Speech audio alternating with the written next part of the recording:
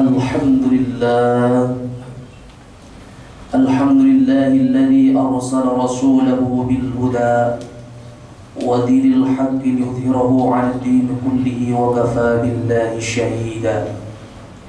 Asyhadu an la ilaha illallah wa asyhadu anna sayyidana Muhammadar Rasulullah. Allahumma shalli wa sallim wa barik ala sayyidina wa habibina wa syafi'ina wa maulana Muhammad wa ala alihi wa ashabihi ajma'in, amma ba'd. Qala Allah subhanahu wa ta'ala, ya ayyuhalladzina amanu taqullaha haqqa tuqatih wa la tamutunna illa wa antum muslimun. Fa ya ibadallah, usikum wa iyaya bitaqwallah wa ta'atihi faqad fazal muttaqun. Hadirin sidang Jumat yang dimuliakan Allah Subhanahu wa ta'ala. Pertama, mari kita panjatkan puji syukur kepada Allah Subhanahu wa ta'ala. Yang kedua, salawat serta salam mari kita haturkan kepada junjungan kita Nabi besar Muhammad sallallahu alaihi wasallam. Tak lupa khatib berwasiat kepada khatib dan umumnya kepada jemaah sekalian untuk senantiasa meningkatkan keimanan dan ketakwaan kita kepada Allah Subhanahu wa ta'ala, dalam arti mengerjakan segala yang Allah perintahkan dan menghindari segala yang Allah larang. Hadirin sidang Jumat yang dimuliakan Allah Subhanahu wa ta'ala, khutbah kali ini kita akan mengangkat tema kondisi Nabi menjelang Isra dan Mi'raj Nabi Muhammad sallallahu alaihi wasallam. Sejarah panjang dapat tilas perjalanan Nabi Muhammad sallallahu alaihi wasallam. Sejak beliau dilahirkan, beliau beranjak dewasa, beliau menerima wahyu di usia 40 tahun, sehingga beliau tutup usia dengan meninggalkan nubuat, yaitu tegaknya syariat Islam di bumi ini.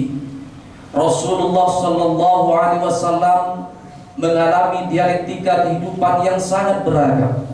Ibarat seorang petualang, Rasulullah sallallahu alaihi wasallam pernah melintasi jurang yang sangat dalam. Rasulullah melewati tebing yang sangat curam.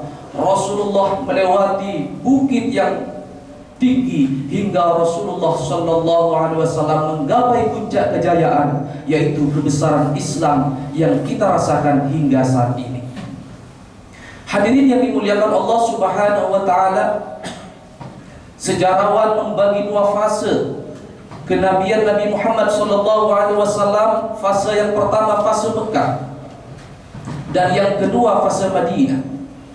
Di Mekah, Rasulullah sallallahu alaihi wasallam memulai karir dakwahnya di usia 40 tahun.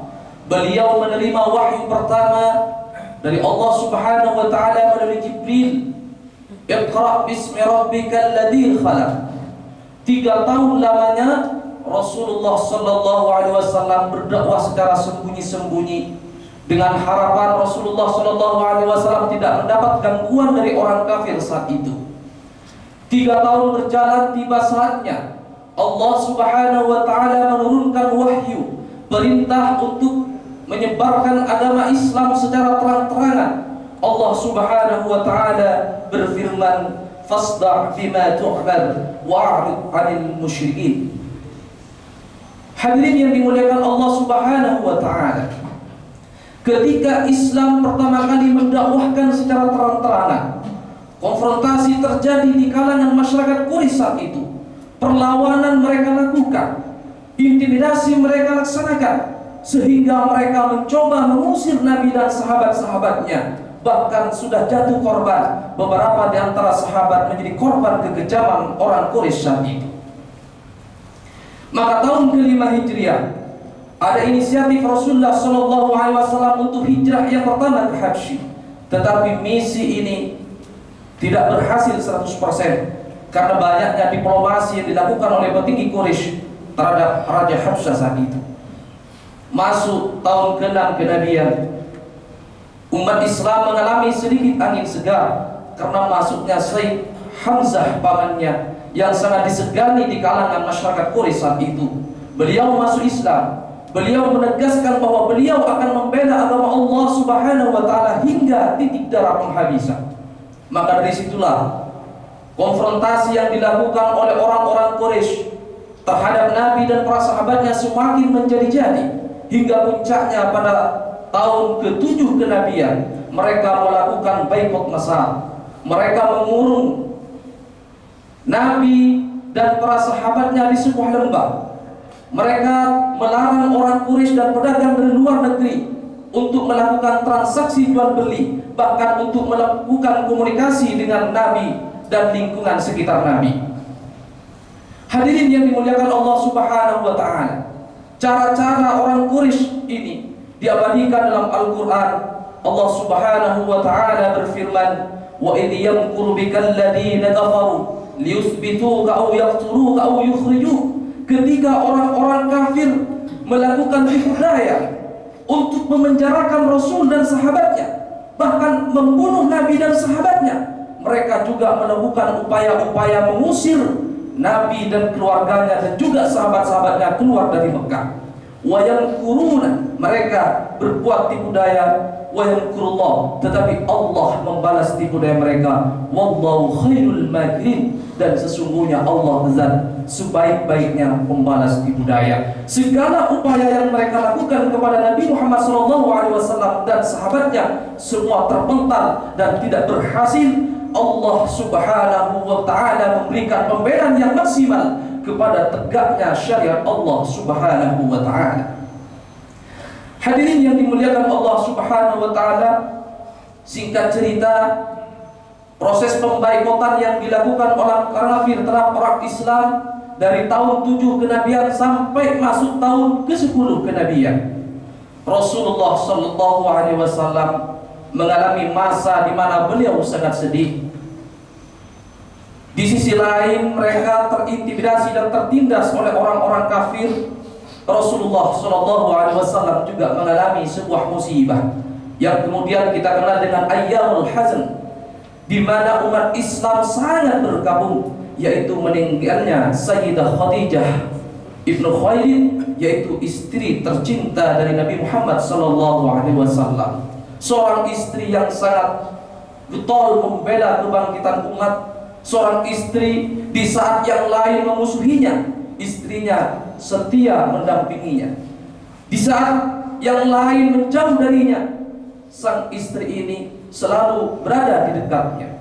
Beliau adalah Khadijatul Kubra, Ummul Mukminin. Kemudian kesedihan yang kedua Rasulullah sallallahu alaihi wasallam di tahun ke-7, di tahun ke-10 kenabian ini, yaitu meninggalnya sang paman tercinta.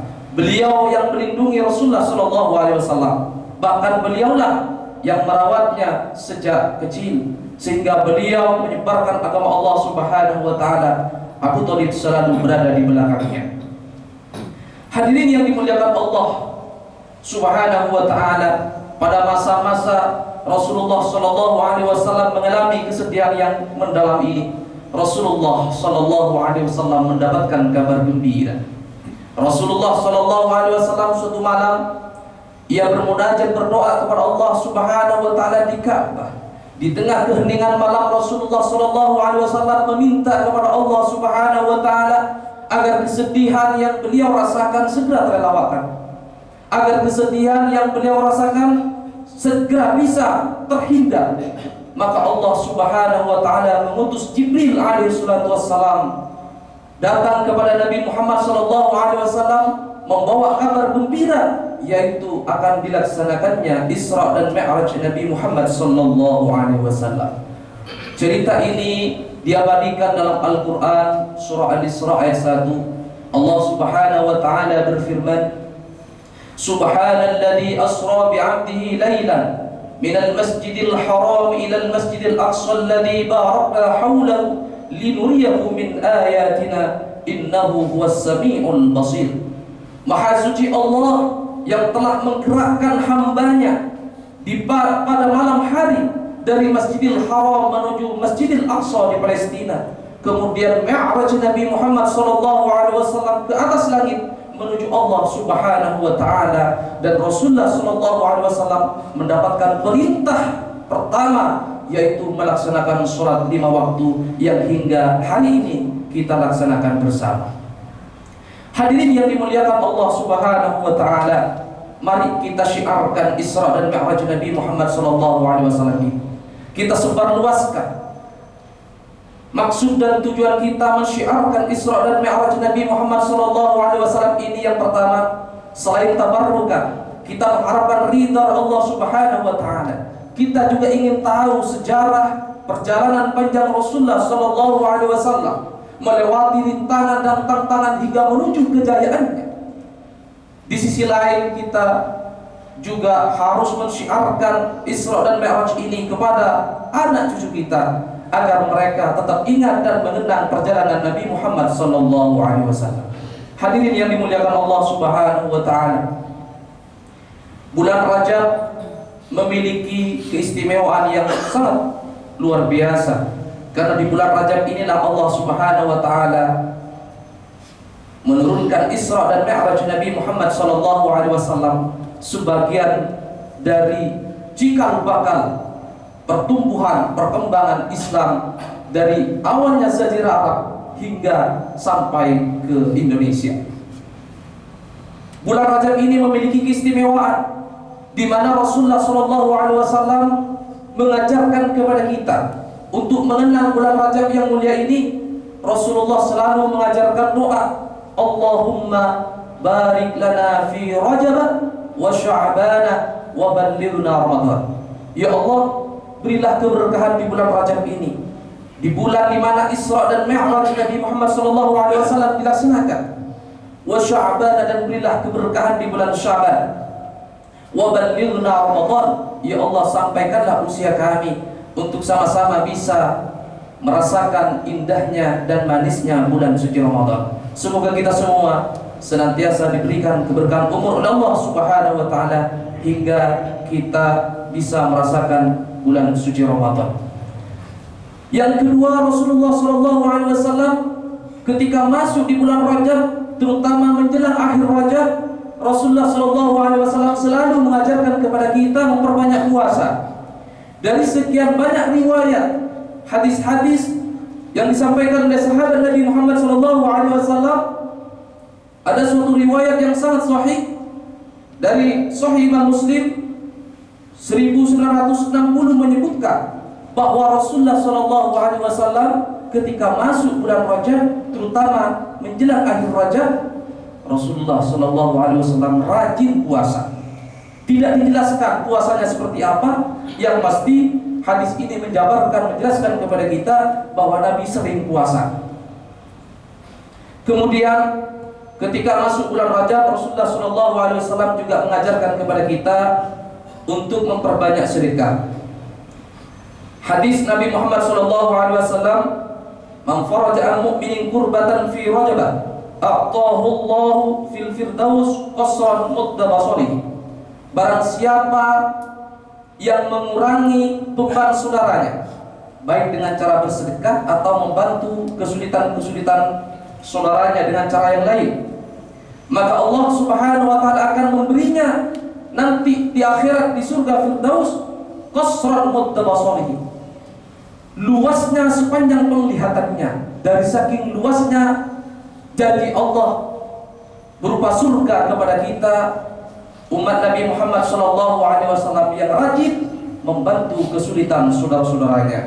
Dan yang terakhir, Rasulullah mengajarkan kepada kita di saat masuk bulan Rajab, terutama menjelang akhir, Nabi selalu mengajarkan kepada kita untuk senantiasa bermuhasabah, menghitung-hitung amal kita.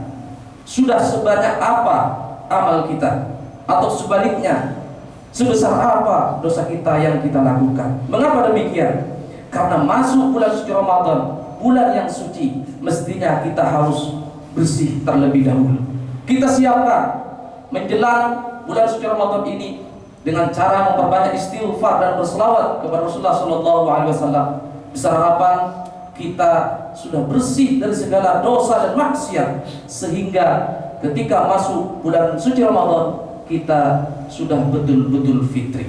Sekali lagi kami mengajak kepada seluruh jemaah di majelis yang mulia ini, mari persiapkan kita semua. Kita sambut bulan suci Ramadan dengan riang gembira, karena bulan suci Ramadan ini momentum kita untuk bermuhasabah, memperbaiki diri kita menjadi hamba yang lebih baik. Ma'asyiral muslimin wa zumratal mu'minin rahimakumullah. Allah Subhanahu wa taala berfirman, yuriduna yudfi'u nurallahi bi afwahihim wallahu mutimmu nuri walau karihal kafirun. Yang artinya mereka musuh-musuh Islam selalu menginginkan padamnya cahaya Allah, yaitu Islam, dengan menggunakan omongan-omongan mereka. Tetapi ingat bahwa Allah Subhanahu wa taala akan selalu senantiasa menyempurnakan cahayanya walaupun orang-orang kafir membencinya. Barakallahu lakum fil Qur'anil azim wa nafa'ani wa iyyakum bima fihi minal ayati waz zikril hakim wa taqabbala minni wa minkum tilawatahu innahu huwal ghafurur rahim.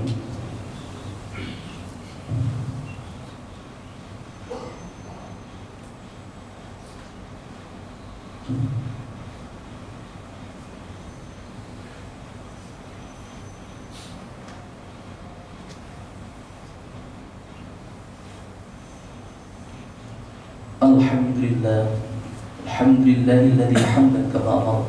Asyhadu an la ilaha illallah wa asyhadu anna Muhammadan abduhu wa rasuluhu sayyidul insi wal jinn. Allahumma shalli wa sallim ala sayyidina Muhammad wa ala ali sayyidina Muhammad kama shallaita ala sayyidina Ibrahim wa ala ali sayyidina Ibrahim fil alamin innaka Hamidum Majid. Ma'asyiral muslimin, i'lamu anna Allah Subhanahu wa ta'ala shalla ala nabi biqauli inna Allah wa malaikatahu yusalluna 'alan nabi ya ayyuhalladzina amanu shallu 'alaihi wa sallimu taslima. Allahumma warḍa 'anhum khulafa'ur rasyidin Abu Bakar, Umar, Uthman wa Ali wa an sa'ir ashabi Rasulillah ajma'in. Mari kita berdoa bersama-sama. Allahumma ighfir lil muslimin wal muslimat wal mu'minin